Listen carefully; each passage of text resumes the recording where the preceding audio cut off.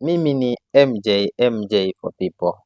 Sasa mara nyingi tumekuwa tunapata mkanganyiko na kushindwa kuelewa vizuri jinsi mambo yanavyoenda. Kuna mambo mawili ambayo ni muhimu sana kila mtu ayatambue katika maisha yake, na kwa namna unavyoshindwa kuyatambua na kuyaelewa, unakuwa unapoteza mwelekeo wako katika maisha yako. Na mambo haya sio mengine, ni baina ya imani na kuamini. Watu wengi sana ambao wanazungumza mambo ya spiritual, wanazungumza mambo ya wanaita mambo ya rohoni, ambao mara nyingi wanafikia hatua ambao wanamkataa Mwenyezi Mungu, wanasema Mungu hayupo, hii dunia hakuna kitu kinaitwa Mungu. Mara nyingi ukiwasikiliza, mimi ninapokuwa nawasikiliza kwa umakini, nyuma ya maneno yao unakuta wamechanganya, hawaelewi utofauti uliopo kati ya imani na kuamini. Imani na kuamini.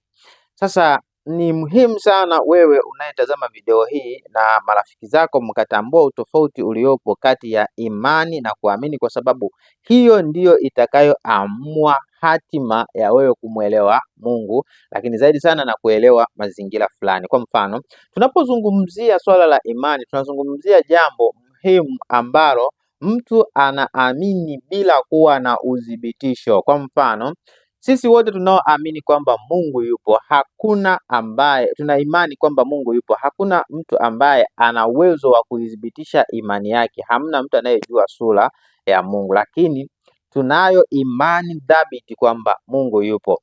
Pengine mazingira yanao uwezo wa kutusapoti, kwa maana ya kwamba uumbaji wa dunia, uumbaji wa nchi, bahari, vitu vinavyoonekana na visivyoonekana, uumbaji wangu mimi mwenyewe nikiuliza asili yangu, ambapo unapowauliza watu wa rohoni wanasema asili yako ni kwa wazazi wako. Lakini tunaporudi nyuma kwamba wazazi, nani aliwaumba, nani alianza, chanzo chake ni nini, huwa tunakwenda hapo tayari kudhibitisha kwamba Mungu yupo. Kwa hiyo kwa Mungu huwa tunapeleka kitu kinaitwa imani. Imani yako ndio unatakiwa upeleke kwa Mungu. Kwa hiyo kwenye maisha haya ukiwa unaishi, usiruhusu imani yako kuipeleka kwa mtu.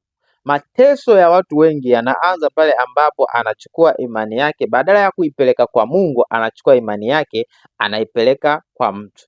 Anachukua imani yake anaipeleka kwa mke, anachukua imani yake anapeleka kwa mtoto, anachukua imani yake anapeleka kwenye kazi, anachukua imani yake anapeleka kwenye usafiri wake, anachukua imani yake hata kwako mwenyewe. Imani hutakiwi kuipeleka, kwa sababu unapoipeleka imani yako kwako, tayari unakata kitu muhimu sana ndani yako ambacho tutakizungumzia siku nyingine. Leo nataka utambue tu tofauti kati ya imani na kuamini.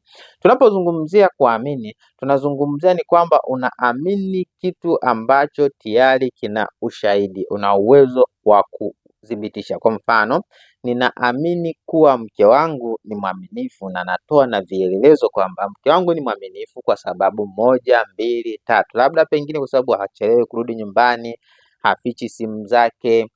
Hapo tunazungumzia sio swala la imani. Sina imani na mke wangu, lakini namwamini mke wangu. Kwa nini namwamini? Kuna ushahidi. Ninaamini kwamba hii kazi itanifanikisha, natoa ushahidi kwamba naamini kwa sababu 1, 2, 3. Kwa hiyo ninaamini kwamba hii kazi itanifanikisha. Kwa hiyo tofauti kati ya imani na kuamini ni kwamba imani huwezi ukadhibitisha, lakini kuamini ni lazima udhibitishe.